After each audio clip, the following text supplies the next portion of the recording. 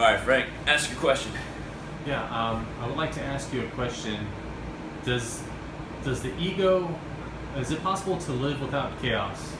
Yes, it is possible to live without chaos. In fact, that's the ultimate form that humanity is supposed to live by. It's basically our ultimate goal, spiritually, mentally, and just psychologically in general. Chaos is necessary in the beginning of our lives, in the beginning of our spiritual progress, towards the beginning of when we're starting to realize how to control ourselves. And this is a process over many lifetimes. But if we're talking about a single lifetime, the freedom of choice absolutely requires chaos. If we didn't have chaos, then we wouldn't have the freedom to choose between good and evil. We wouldn't have the freedom to choose between a proper understanding of reality, unmotivated by emotion, and basically an emotional life, an emotional existence. And being able to choose between them is basically what makes us human, sentient beings. So chaos is vital for us to truly grow on a spiritual level, but our ultimate goal, our ultimate destiny, and what we all should work towards is overcoming that chaotic influence in us that is the animal instinct. And you can go ahead. So animal instinct. Okay, I see. So you would think that chaos's root origin goes back into time to what point? To the garden, or when evil was introduced?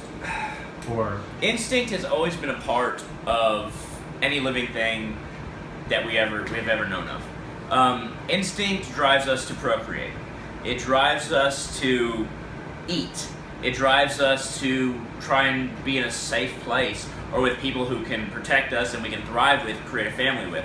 All of these instincts aren't evil, at their basic level, but when we as sentient beings choose to increase all of these quantities, increase them in the way that maybe we might want more protection, we might want multiple wives, a whole bunch of wives, we might be greedy and try to get all the resources we can, and that's the downside of being sentient, of choosing, is that we can go beyond instinct. We can go beyond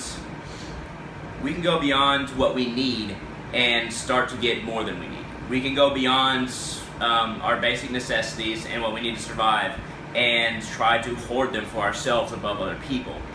So, yes, it goes back to basically the beginning of life, but the corruption of this is when human beings start to realize how much they can gain by being greedy and gaining over other people. And that's the end of that. You have another question? No, I just wanted to know, what is lack of strength? What does that refer to? Lack of strength. The only way chaos and ignorance can control us, the only way our selfish animal instinct can control us when it's heightened by greed, is through a lack of strength. Strength is being able to pursue one's goals, being able to craft goals that are good for oneself and everyone else, compassionate. And strength is also a consistency. Our practices in our life, as far as choosing regularly to be better than we were and working towards that, even if we fail, is what strength entails. And overcoming ignorance and chaos requires an increase in strength through spiritual practice, through regular practices of overcoming ignorance and chaos in the littlest ways. Maybe even just eating another piece of food for your dinner, overcoming that. You're like, I don't need that, or I don't need to smoke a cigarette, I don't need to drink a beer, or I don't need to look down on somebody just because I think that I'm better than them. These practices can lead to greater strength and lead to overcoming chaos. And that's all I got to say about that question. Okay, that's all I wanted to know. I guess. Okay. I guess I see this. You have three concepts: the intellect, ego, and chaos. Mm-hmm. Chaos is the disease. The me is the ego, of course. Okay, so we can't have free will without chaos. Yes. We cannot. We cannot have free will without chaos at the beginning, but once we reach a certain spiritual state of existence, once we work past the chaos, then that's where we do indeed live without chaos because we've worked beyond it. But chaos needs to exist in order for choice to exist. But if we choose our way past it, choose our way above chaos, then that's when we have used our sentience and our humanity to overcome something that free choice allowed us.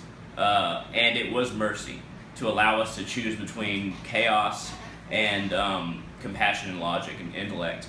And as we advance through overcoming these bad parts of our nature, we start to realize that the journey and the story of being human, that was a blessing. Chaos was a blessing in a way, just to be overcome. It's a decision we all made, basically. Yes, it's Right. a decision we made as united souls. And I guess you could say, in my point of view, even though I'm Hindu, in Adam and Eve, all the male and female souls were combined. And the reason why original sin exists is not necessarily because they're our parents. In my point of view, it's because those souls were two combined groups of souls that all had a hand in making the choice to descend into this material plane and out of the astral plane and become inflicted by chaos. But we have a chance to move beyond chaos, to conquer it, and that's what we all have to do. And I think we'll go ahead and end it there. Yeah, very good. All right, man. Thank you very much for watching. Y'all have a great